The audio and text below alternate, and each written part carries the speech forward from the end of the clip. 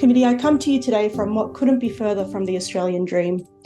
From my home, which was inundated by a river, which had at its site 680 homes, 1,500 residents, retirees, refugees and a racetrack. On the 17th of October last year, we ended up with 1.2 metres of water through our house and through our daughter and granddaughter's unit. We've lost everything. I own 610 acres, 173 acres which was totally flooded, killing 10 cows, leaving me to rescue stranded cows by boat. We had every horse underwater. We had pregnant mares and yearlings.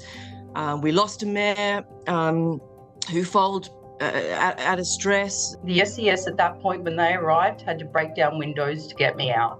There was no other option. I was trapped. Being on that boat and seeing the streets as we left is something I will never ever forget. 147 of 150 of our units were actively involved in the flood response. That equated to 400,000 men and lady hours of work undertaken by volunteers. The stress and anxiety in those 3 months was enormous. Little sleep for 3 months. The clean-up now or afterwards was huge.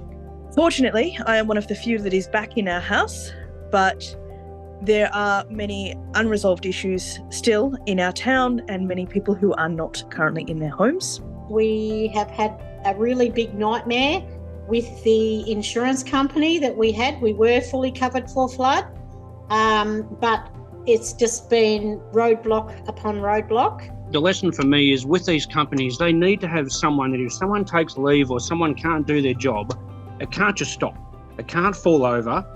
Like I've got young kids and young family, things need to keep going. At our village, 47 homes were flooded, with residents needing to find and fund alternate housing for 7 months while a rebuild took place. I sincerely hope valuable lessons have been learned and this parliamentary inquiry concentrates on the future and makes strong recommendations that reflect this. I think there are lessons to be learned here, and as hard as it is for organisations involved to hear those lessons and potentially their failures, they need to hear them. They need to learn from them. Look, something definitely needs to be done. Some accountability and some care perhaps for those of us that live downstream and a bit of courtesy. But yeah, thank you so much for giving us the opportunity to speak.